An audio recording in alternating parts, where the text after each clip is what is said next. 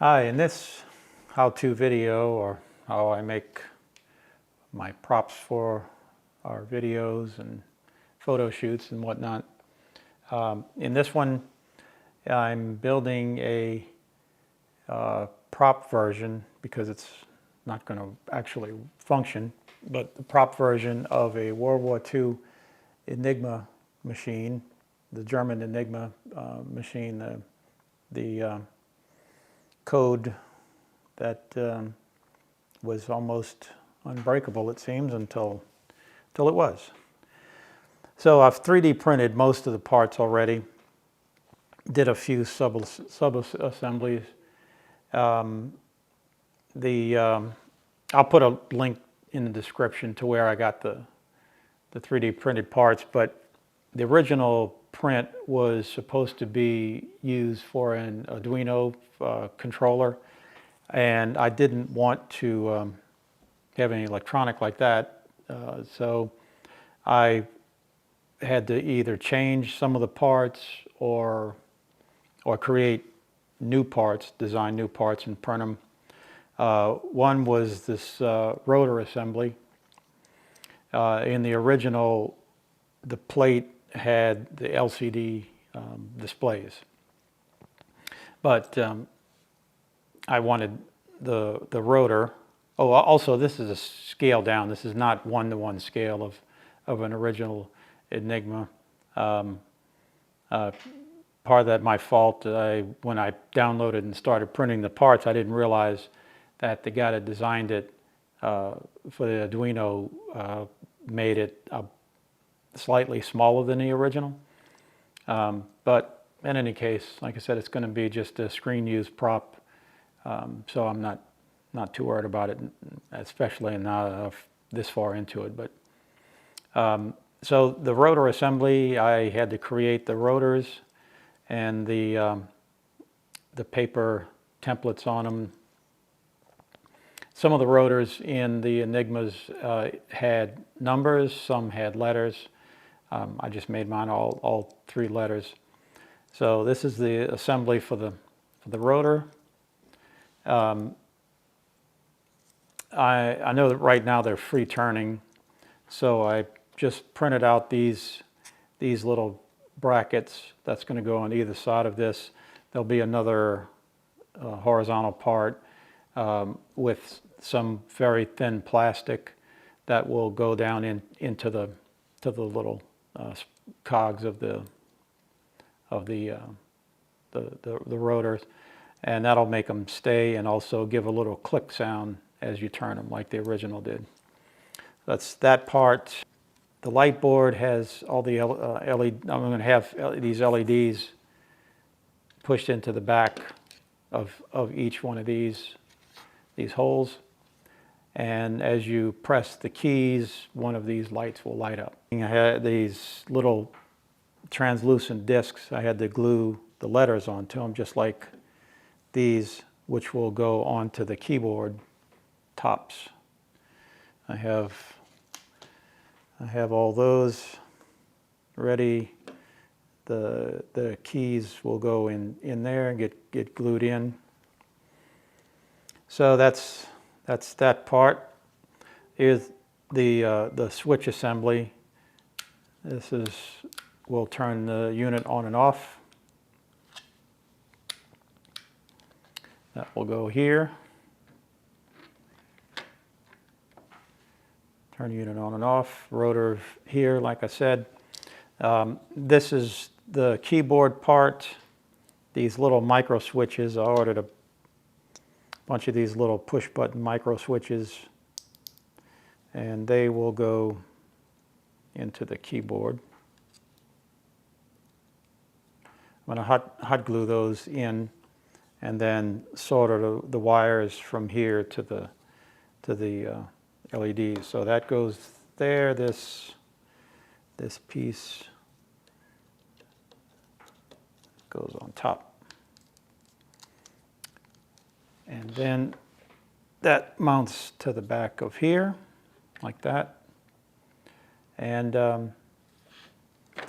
so that's the sub-assembly. Once all this is wired, then the next part, as in the original, had a wooden case. So I'm going to build a case for this. This will be in there, you know, have a hinged lid. So that's the backstory. Next, I'm going to start gluing these letters in, and then wiring the switches. All right, so in this part, I'm going to glue in the keyboard switch top, or the letter tops to the to these little things. So I will probably, well, not probably, I will speed this up because this will be quite boring.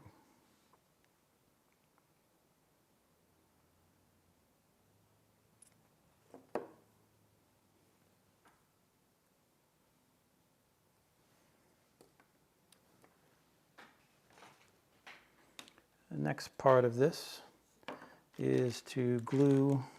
I'm going to use hot glue for this. Glue these little switches for the keypad.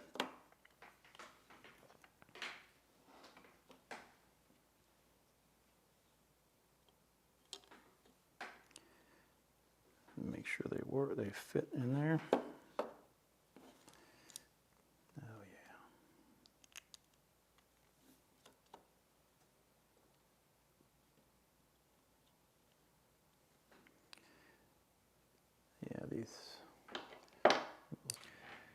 Okay, so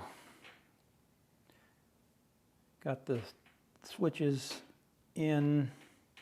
Next, I'm going to just glue the LEDs in these holes.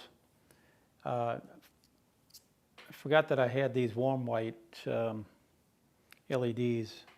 They'll be a lot better than the cool white ones that I had before. They'll best mimic the old little tungsten bulbs that would have been in this thing. So again,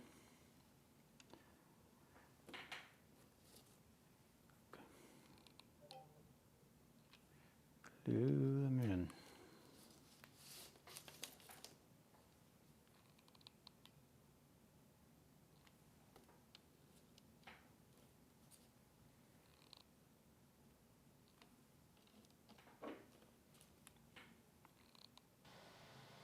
So I finished soldering this first row of the switches. Going to the second row now.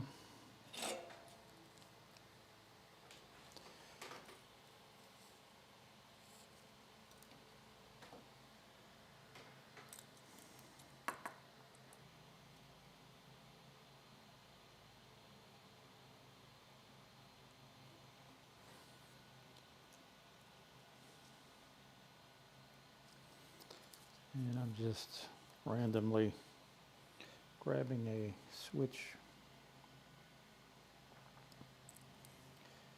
and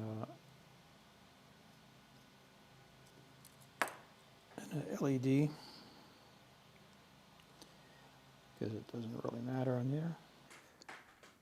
Alright, so as you can see, I've added another light so I can see what I'm doing because I have old eyes. Started wiring the LEDs, wired all the negative sides to the switches of the LEDs and the power side to the LEDs, and then I rigged up a little 9-volt test thing here, so I can, as I solder them, I can test the switches. So as you can see, I have the bottom row done. Not that one yet. I have that one yet. So I haven't done the second row or the top row. I've also put on this piece that covers the switches. Now I need to screw these down and finish that. I have this together for the on-off switch. That will be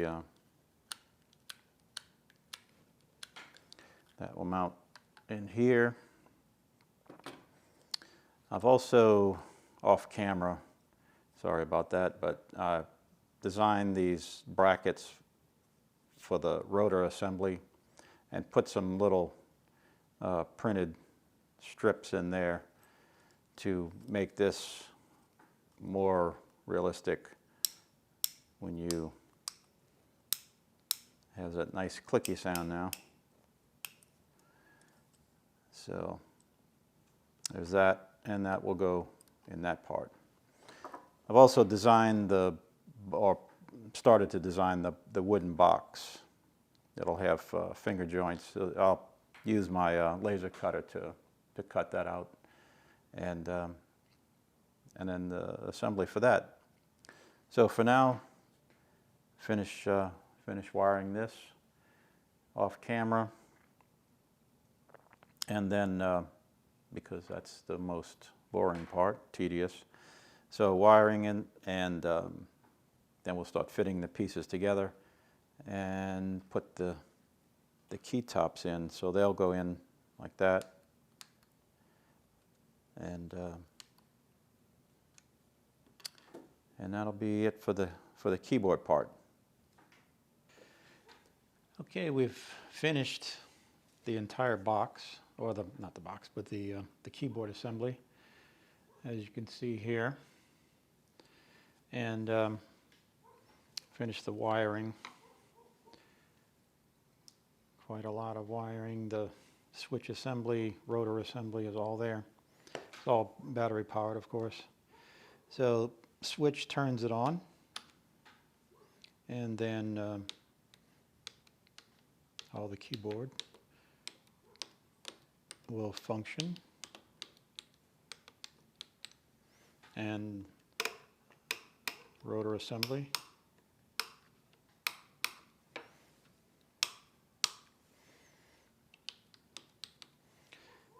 So that's it for this part.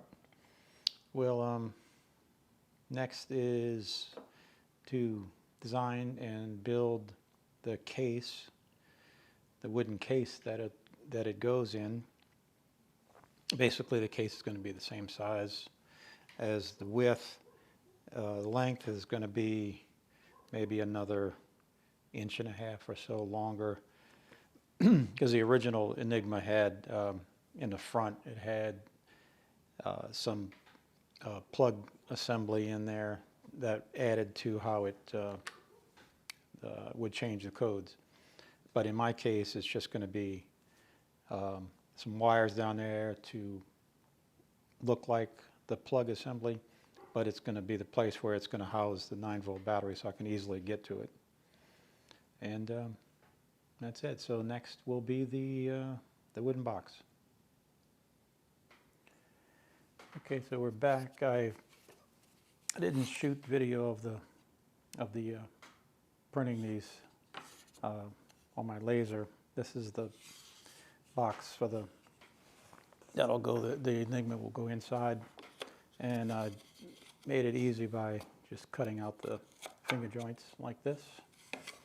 And now we'll glue these pieces together, make the box, and once that's glued, slice off the top to make the hinge part, and install the Enigma inside.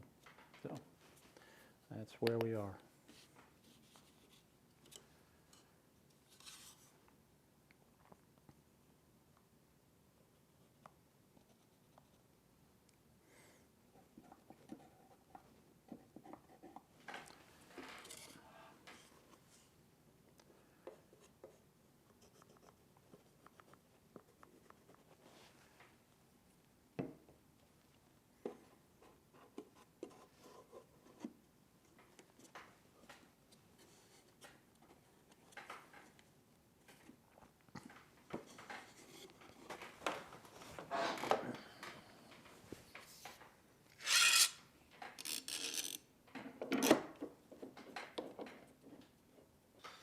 And we're back. So I finished gluing and staining the case, which will go like this. I put a oil finish on the top, and I have the hinges, latch, so it'll open like so. Enigma will be inside, and so now we're on to, I'm going to paint the inside of the box black, and that's the part we're doing now.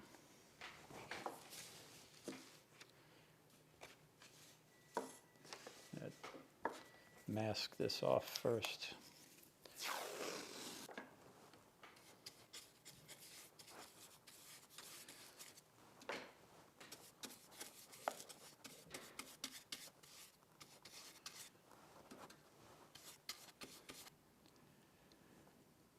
Well, it's finished. So, yeah, I did a lot off camera, but this is the finished product. You can see the box I made, low laser cut, put together, put the Enigma logo on top, added plug board, the spare lamps, which are just 3D printed. I think I'm pretty pleased with it. Also made a folder for my secret documents that I'll be using on camera. So let me turn this around so I can see it. And here it is, instruction, label, plug board, spare plug board, which would have gone into the plug board here at the front, and spare lights. My version of the Enigma, it's mostly like it's supposed to be. But I took some artistic license here. If the originals, the front of the box folded down. Mine will not. Just didn't want to do it. Where you could have access to the plug board. Didn't need that. And I also added a pilot lamp, which didn't seem like the Enigmas had that, but mine does. So let me give you a little, so we turn the switch on. You can do all like it's supposed to, and then the keyboard works. So I'm really happy with this. And so now we'll be setting up the studio set design for the video, where I'll be one of the scientists trying to figure out how to decode this. And so stay tuned for that. Love it. All right, thanks.